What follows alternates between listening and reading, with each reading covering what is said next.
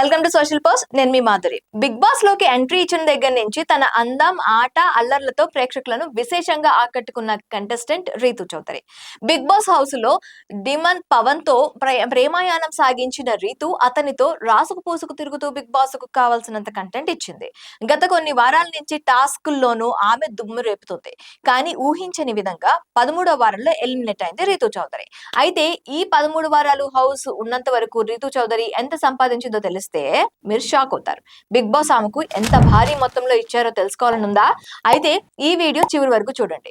Big boss Telugu 13వ వారం elimination లో twist చోటు చేసుకుంది. ఎవరు ఊహించని విధంగా రీతు చౌదరి ఎలిమినేట్ అయింది. ఈ వారం హౌస్ నుంచి ఆమెని బయటకు పంపించారు బిగ్ బాస్. అయితే ఈ సీజన్ బిగ్ బాస్ హౌస్ లో భారీ నెగిటివిటీతో అడుగుపెట్టిన కంటెస్టెంట్స్ లో రీతు చౌదరి ఒకరు.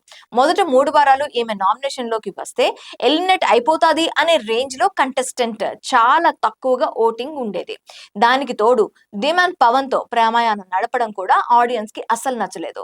ఫైర్ స్ట్రాంగ్ గా వైల్డ్ కార్డ్ ఎంట్రీ ద్వారా హౌస్ లోకి అడుగుపెట్టిన కంటెస్టెంట్స్ కారణంగా ఈమె సేవ్ అయింది. ఆ రోజు ఆడియన్స్ ఓటింగ్ ప్రకారం రీతు చౌదరి ఎలిమినేట్ అవ్వాలి, కానీ ఆమెకు బదులుగా శ్రీజని అన్యాయంగా ఎలిమినేట్ చేశారు. అయితే తనకు వచ్చిన గోల్డెన్ అవకాశాన్ని ఉపయోగించుకుంటూ రీతు చౌదరి తన గేమ్ ని బాగా మెరుగుపరుచుకుంది.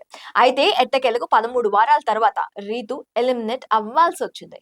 కాగా ఈ 13 వారాలు ఆమె హౌస్ లో కొనసాగించినందుకు బిగ్ బాస్ టీమ్ ఆమెకు భారీగానే డబ్బులు ఇచ్చింది. వారానికి 2.50 లక్షల రూపాయలు రెమ్యూనరేషన్ అందుకున్నట్లు సమాచారం. దాంతో 13 వారాలకు గాను మొత్తంగా 32 లక్షల మేరకు రెమ్యూనరేషన్ గా అందుకుని టాక్ వినిపిస్తుంది.